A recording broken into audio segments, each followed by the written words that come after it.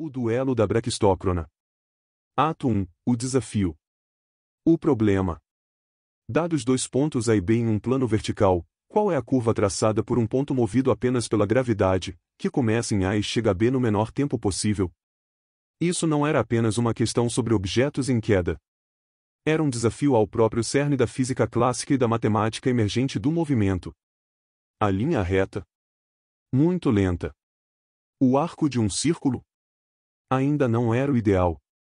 Qual seria a descida mais rápida entre dois pontos não alinhados verticalmente? Uma questão de velocidade, tempo e gravidade.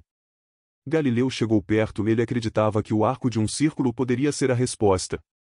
Ironicamente, ele também foi o primeiro a nomear e estudar a cicloide, a curva traçada por um ponto na borda de uma roda em rotação. Mesmo assim, ele não percebeu que era a cicloide que respondia ao enigma que o assombrava.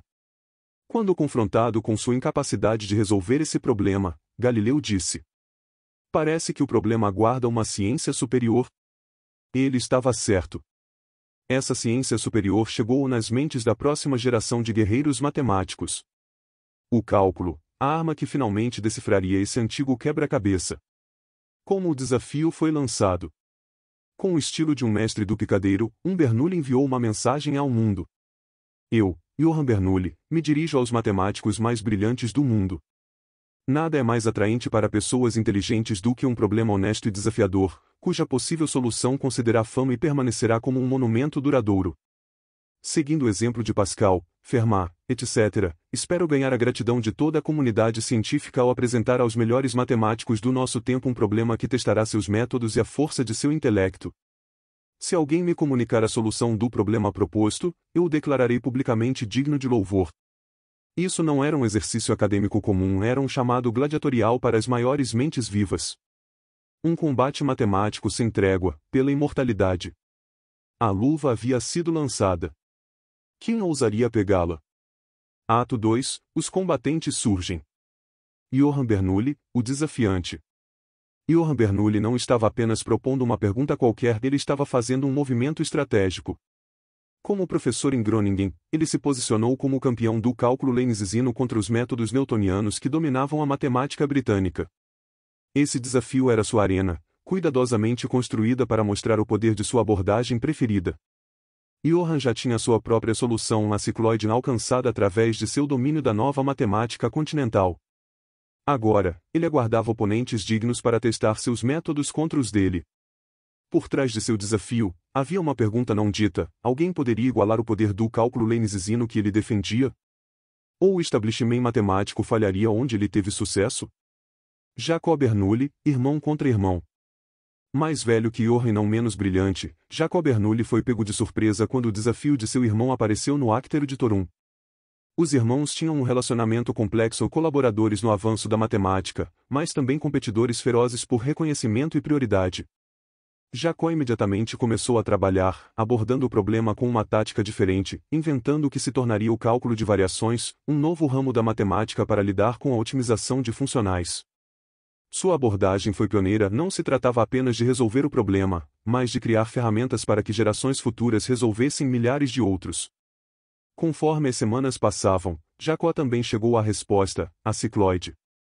Mas o método que ele desenvolveu se mostraria tão importante quanto a própria solução. Sua realização seria ofuscada pelo talento de seu irmão mais novo para a publicidade? Ou a contribuição matemática mais profunda de Jacob acabaria conquistando maior reconhecimento? A resposta continental. O Coliseu matemático começou a se encher de contendores. O próprio Leibniz, co-criador do cálculo e mentor de Johann, respondeu ao desafio. O Marquês de L'Hôpital, autor do primeiro livro didático de cálculo, também desenvolveu sua abordagem.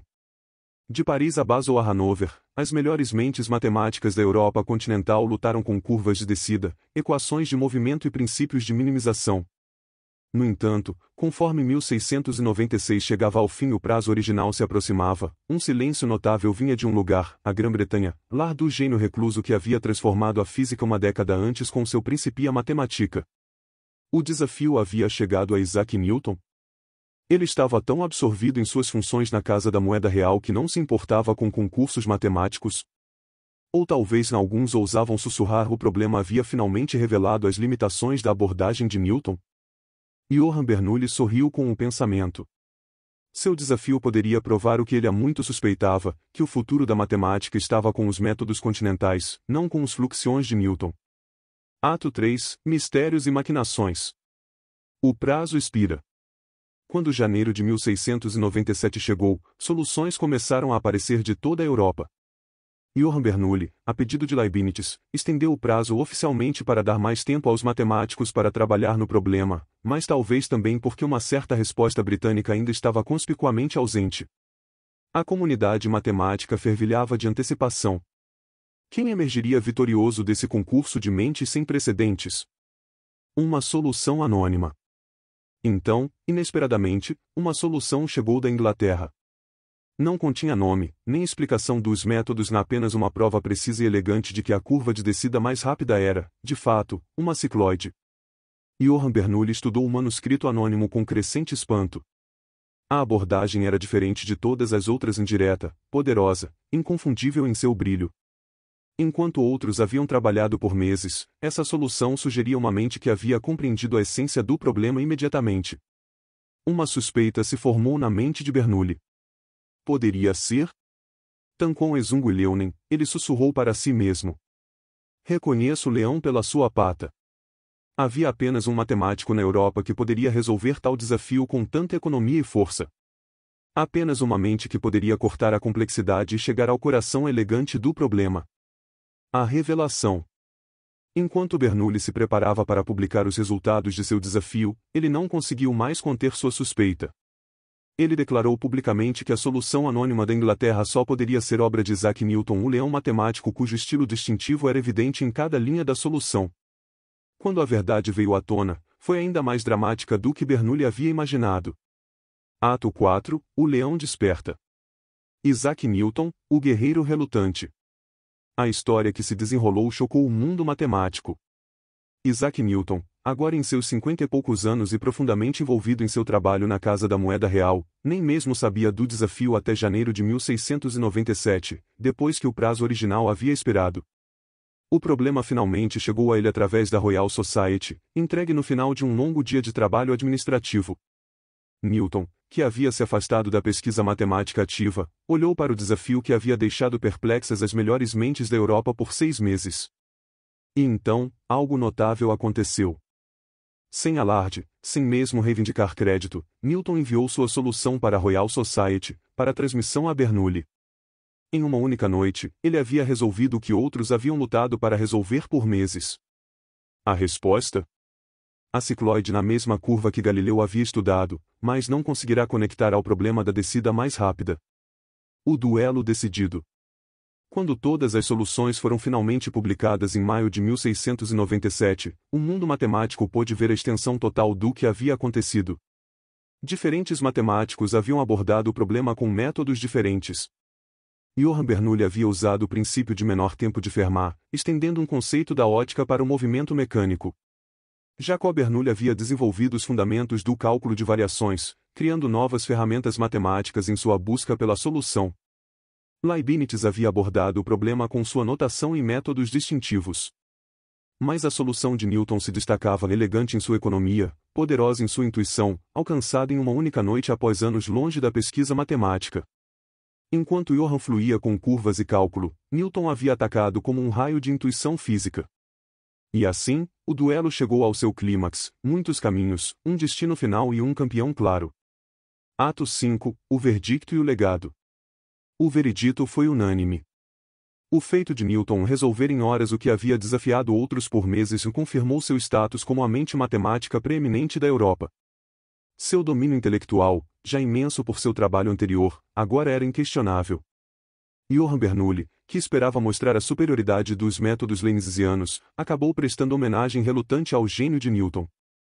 Seu reconhecimento de reconhecer o leão pela sua pata se tornou um dos mais famosos reconhecimentos na história da ciência. Esse duelo matemático consolidou a posição de Newton no ápice da grandeza matemática. Deu origem ao cálculo de variações usado hoje em tudo, da física à economia. Demonstrou a interconexão entre geometria, física e tempo. Expôs os limites da intuição, já que até Galileu ignorou a conexão entre sua cicloide e sua busca pela descida mais rápida.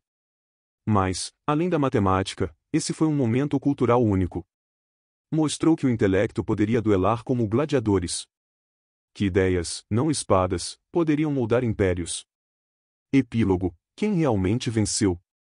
Foi Newton, que conquistou o problema sem esforço em uma noite após anos longe da matemática? Ou Jacob Bernoulli, que forjou uma nova disciplina matemática no processo? Ou Johann Bernoulli, que arquitetou todo o confronto intelectual? Talvez o verdadeiro vencedor tenha sido a ciência, pois foi nesse cadinho que a física matemática moderna foi temperada. E naquela noite em que Newton surgiu das sombras para esmagar o problema como Hércules despachando uma serpente, o mundo viu o que uma verdadeira mente poderia fazer. A curva eterna.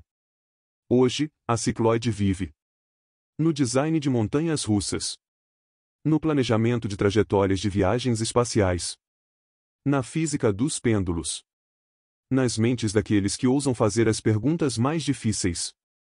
E na lenda de um duelo matemático que tirou um leão envelhecido de seu sono para um último e magnífico rugido que ecoou através dos séculos.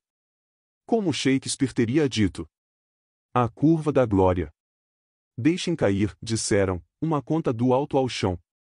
Que caminho traçará seu voo mais veloz, verdadeiro? Um enigma lançado por mentes em busca da razão. Deuses do pensamento no jogo eterno do tempo inteiro. Galileu viu o arco, mas perdeu o prêmio. A graça da cicloide, escondida de sua vista. Ele sonhou com verdade sob o céu sereno. Mas deixou a tarefa para mentes mais altas, mais à vista. Então Johann clamou: venham, mentes supremas.